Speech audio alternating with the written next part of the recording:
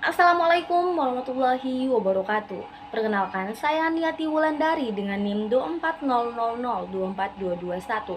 Pada kesempatan ini saya akan menyampaikan review atas video pembelajaran yang telah diberikan oleh yang terhormat dosen pengampu kami, yakni Ibu Profesor Dr. Fitriyatus Saliha SHMH, yakni tentang negara hukum dan hak asasi manusia. Nah, review ini difokuskan pada 3 hal. Yang pertama itu bagaimana perlindungan hak asasi manusia dipahami dari perspektif filsafat hukum.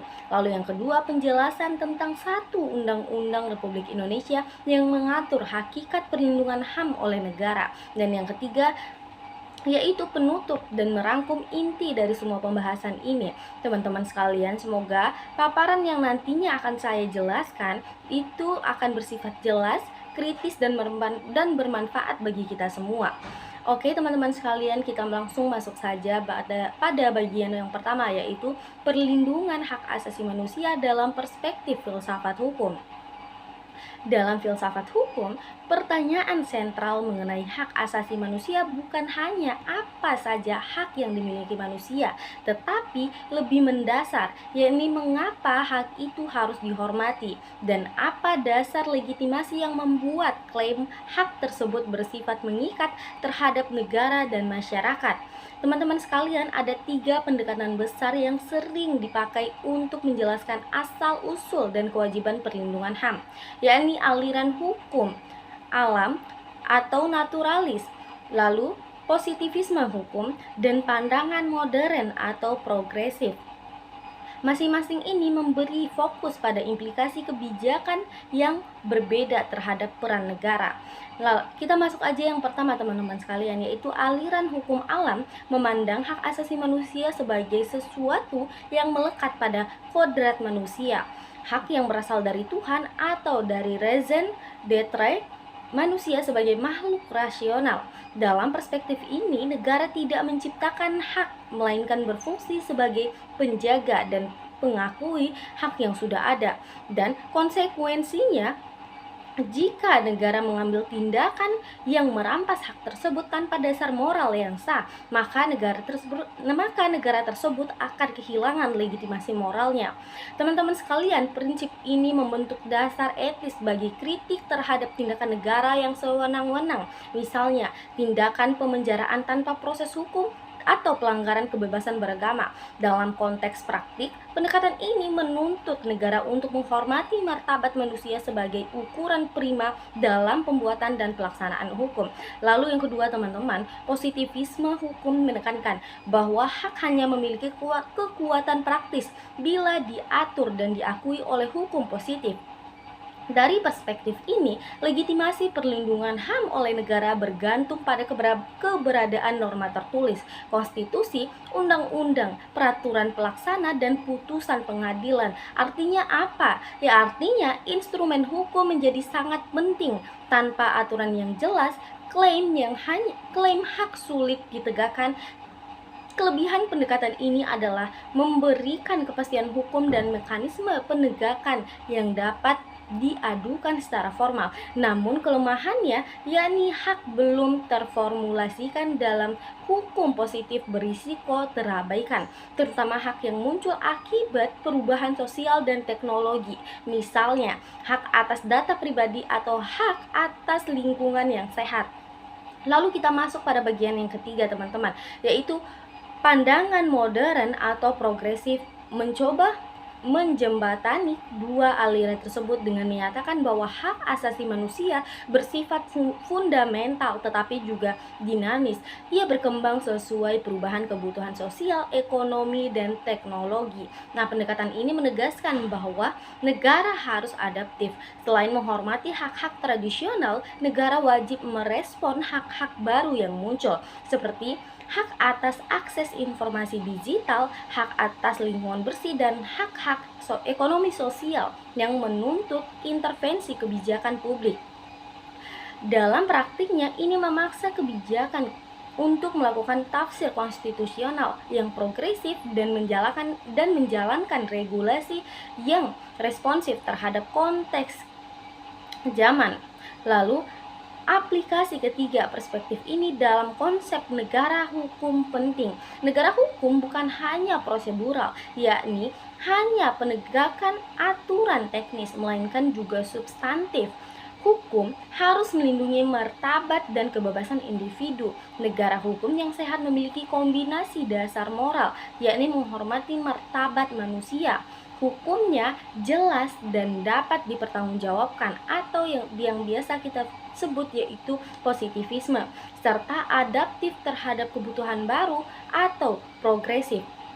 Namun dalam kenyataan pemerintahan, tantangannya adalah mewujudkan keseimbangan antara menjamin urusan publik atau ketertiban keamanan dan melindungi ruang kebebasan individu, yaitu ketika keseimbangan ini timpang, misalnya ketika kebijakan darurat digunakan berkepanjangan tanpa pengawasan, fungsi negara sebagai perlindungan hak asasi manusia menjadi terganggu. Nah, akhirnya teman-teman sekalian, perspektif filsafat hukum juga memberikan kita alat kritis untuk menilai praktik. Kita dituntut bertanya, apakah undang-undang dan kebijakan yang ada cukup menjamin hak asasi? Apakah lembaga penegak hukum menjalankan tugasnya dengan akuntabel? Apakah ada mekanisme remedial bagi korban? Nah, dengan cara ini filsafat hukum membantu merumuskan standar etis dan normatif yang harus menjadi tolok ukur penegakan hak asasi manusia di negara hukum ini. Lalu kita masuk aja ke bagian yang kedua teman-teman sekalian, yaitu tentang penjelasan Undang-Undang Republik Indonesia, yakni hakikat perlindungan hak asasi manusia oleh negara. Teman-teman sekalian, untuk menjelaskan hakikat perlindungan hak asasi manusia oleh negara secara konkret, saya memilih Undang-Undang Nomor 39 Tahun 1999 tentang hak asasi manusia. Undang-undang ini menjadikan rujukan utama karena memformulasikan kewajiban negara dalam 3 dimensi, yaitu yang pertama menghormati, yang kedua melindungi, dan yang ketiga memenuhi hak asasi manusia. Pertama, Undang-Undang Nomor 39 Tahun 1999 menegaskan bahwa negara berkewajiban menghormati hak warga negara, yang artinya negara tidak boleh melakukan tindakan yang langsung merampas atau menghalangi pemenuhan hak tersebut. Contoh praktik penghormatan, negara tidak boleh melakukan penyiksaan, penahanan tanpa pengadilan, atau pembatasan kebebasan beragama tanpa dasar hukum yang sah. Lalu yang kedua, kewajiban melindungi, berarti negara harus mengambil tindakan preventif dan respensif terhadap pelanggaran hak asasi manusia yang dilakukan oleh pihak lain, termasuk oleh aparat atau pihak swasta. Di sini peran legislatif, aparat negara, aparat penegak hukum, dan lembaga pengawas menjadi penting. Undang-undang ini memandatkan keberadaan mekanisme penyelidikan pelanggaran hak asasi manusia, termasuk peran Komnas HAM sebagai lembaga yang menerima pengaduan penyelidikan dan merekomendasikan tindakan perbaikan. Lalu yang ketiga teman-teman sekalian, kewajiban memenuhi, menuntut negara menyediakan sarana dan kewajiban yang memungkinkan pemenuhan hak-hak ekonomi, sosial, dan budaya. Misalnya, hak atas pendidikan, kesehatan, dan standar hidup yang layak. Ini mensyaratkan kewajiban anggaran, program sosial, dan regulasi yang pro rakyat. Undang-Undang Nomor 39 Tahun 1999 juga membahas perlindungan khusus bagi kelompok rentan seperti perempuan, anak, dan penyandang disabilitas, sehingga memberikan kerangka inklusif dalam perlindungan hak asasi manusia. Namun, penting dicatat teman-teman sekalian bahwa undang-undang tersebut bukan jaminan sempurna. Tantangan implementasi meliputi keterbatasan sumber daya, kelemahan koordinasi antar lembaga, serta hambatan budaya dan politik.